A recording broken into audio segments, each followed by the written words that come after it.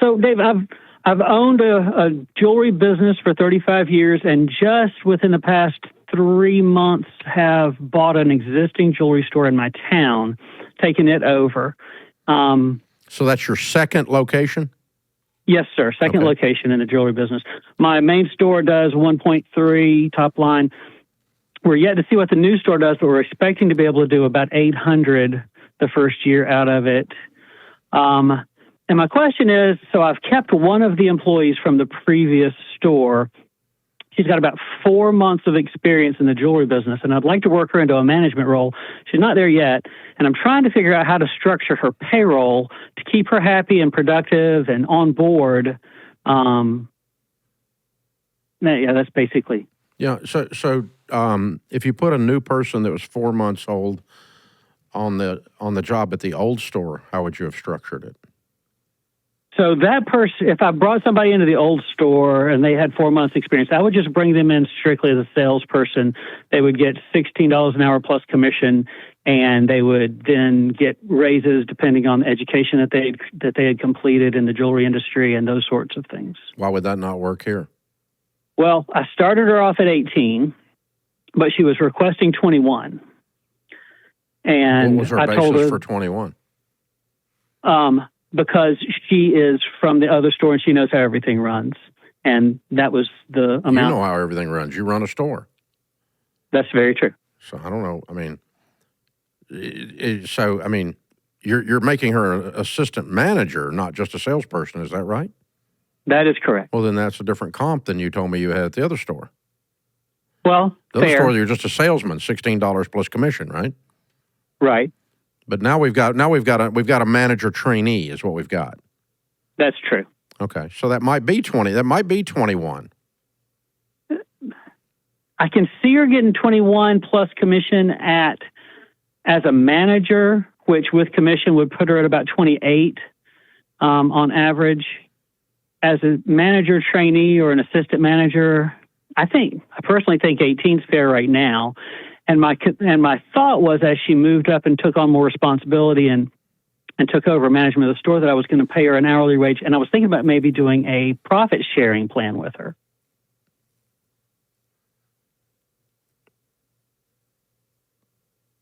Okay.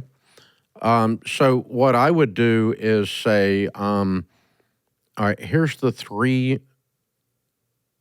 stages. Stage 1 is where we are now. Stage 2 is going to be another thing. Stage 3 is going to be your final destination, which is manager with profit sharing. Okay?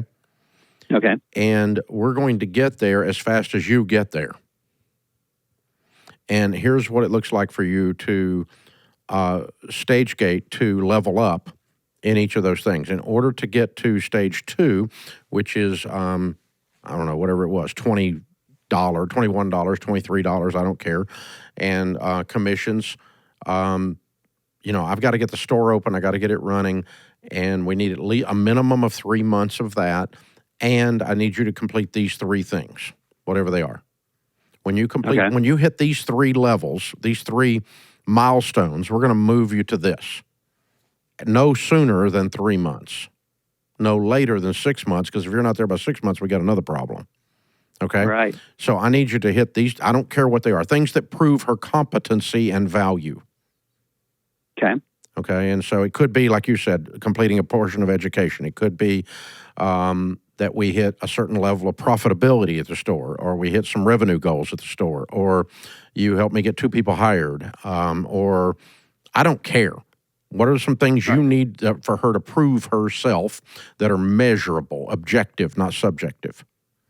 And then she moves to stage 2. And then when she does the next 3 things, then that has proven to you that she's ready to take the manager's role with a straight salary plus profit sharing. Okay. And and then you sit down with her and go, this is your path. I'm starting you here, but you control the speed at which we get to the other place by hitting these distinct goals. So the first thing you've got to do is you got to get to level 2, and you have to do these 4 things or 2 things or 6 things. I don't care what they are. You get us to there, and at least 3 months has passed, and then I'm going to be comfortable with that, and I'm going to move you to $22 or $23. I don't care, whatever the number is. That's a good number, okay? And Right. you know, but show her a path instead of slapping her and saying $18 or shut up. Right. That's not what I want to do. Absolutely. Yeah. So give her a path. Give her a path where she controls her destiny with her performance, and that sometimes we call it stage gating or leveling up or whatever. But I mean, it's you know, when you hit this, you're going to break. It's almost like gamified, right? You know, when you get to go to the next level, Mario Kart, whatever it is, right? All that kind of stuff. You see what I'm saying? So that's how I would do it in this case. And the biggest reason people leave is when they don't see a growth track. People that are ambitious and that want to increase their responsibility, their value that they're adding, and their income, they have to see a growth track. They have to see this is going somewhere. If they feel like I'm in the opposite of growth track is the dreaded dead end job. This guy bought the store, $18. I can make 21 at Target and be bored. I'm going to Target. Dead end job. But show her a future that's bright. It's not a dead end job, that kind of thing. That's what we're doing there. So that's good question. Thanks for letting me noodle that through with you. Sounds like you got this thing on the run, dude. You're getting ready to have a $2-3 million business out of 2 stores. I like this. Yay, yay, yay, yay, yay, yay. It's over $2 million. Yeah, very good.